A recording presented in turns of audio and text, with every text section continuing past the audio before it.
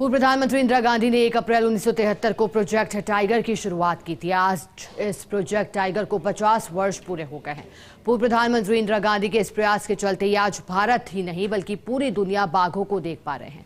इस प्रोजेक्ट के कारण ही आज देश में बाघों की आबादी 1827 से बढ़कर 3000 हो गई है। आज प्रोजेक्ट टाइगर की स्वर्ण जयंती पर देखिए फर्स्ट इंडिया न्यूज की ये खास रिपोर्ट।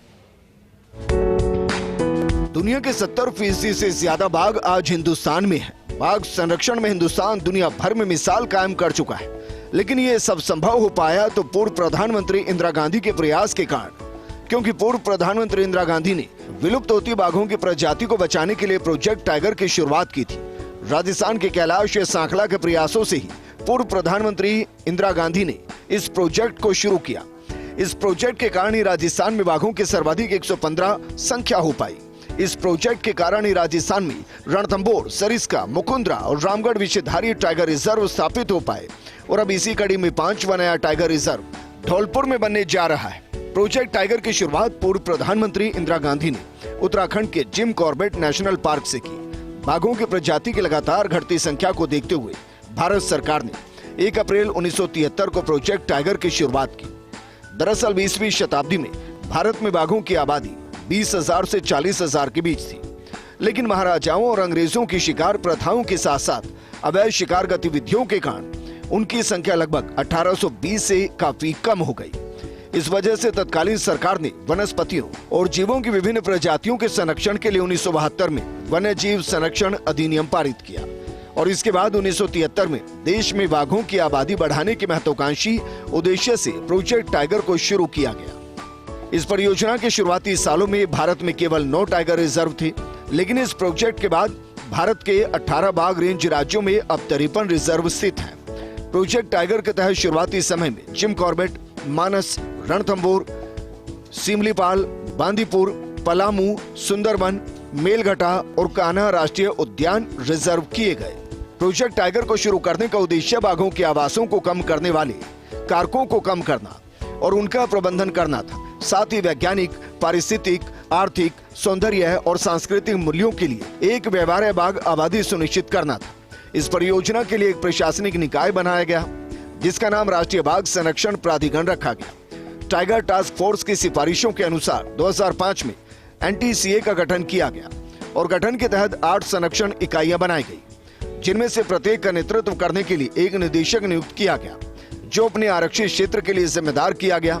इस परियोजना के तहत अभी जो संरक्षण इकाइयां हैं, उनमें सुंदरबन संरक्षण इकाई, पूर्वोत्तर संरक्षण इकाई, पश्चिमी घाट संरक्षण इकाई, शिवालिक तराई संरक्षण इकाई, पूर्वी घाट संरक्षण इकाई, सरिस्का संरक्षण इकाई, मध्य भारत संरक्षण इकाई, कांजीरंगा संरक्षण इकाई है। परियोजना का उद्देश्य कोर क्षेत्रों में एक विशेष बाघ एजेंडा और बफर जोन में एक समावेशी जन केंद्रित दृष्टिकोण को अपनाना है।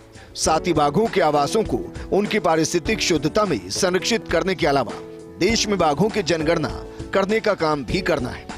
इस प्रोजेक्ट के तहत ही 12वीं योजना के दौरान प्रोजेक्ट टाइगर के लिए बजट में 1245 करोड़ रुपए आवंटित किए गए थे। इनमें राज्यों को भी बाघों की सुरक्षा के लिए सहायता राशि का प्रावधान किया गया। इसमें राज्य रिजर्व में बाघों की सुरक्षा के लिए विशेष बाघ संरक्षण बल बनाने का प्रावधान रखा गया।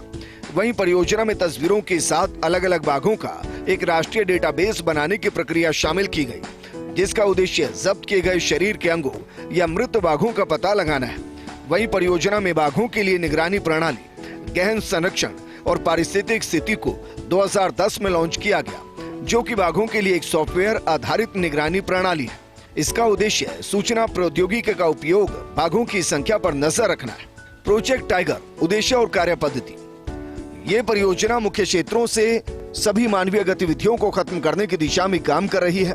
बफर इलाकों में ये बाघ मानव संरक्षण को कम करने की दिशा में काम कर रही है। परियोजना के तहत वन्य जीव अनुसंधान भी किया जाता है और इसमें वनस्पतियों और जीवों का मूल्यांकन और बाघों के आवासों में परिवर्तन की निगरानी शामिल है। भारत में अवैध शिकार एक बड़ा खतरा है।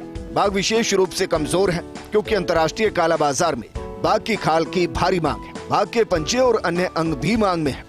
ऐसे में इस परियोजना से देश में बाघों की आबादी में महत्वपूर्ण बदलाव आया। 2010 से 2014 तक भारत में बाघों की संख्या में 30% की वृद्धि हुई। वर्तमान में दुनिया के करीब 70% बाघ भारत में है। भारत में 3000 से ज्यादा बाघ हैं, जो दुनिया में सबसे ज्यादा हैं। बढ़ती बाघों की आबादी प्रोजेक्ट टाइगर से ही संभव हो सकी और आज देश में 53 टाइगर रिजर्व बन चुके हैं, जो साबित करता है कि वन्य जीवों की इस शीर्ष जीव को बचाने में केंद्र और राज्य सरकारों ने कितनी मेहनत की है।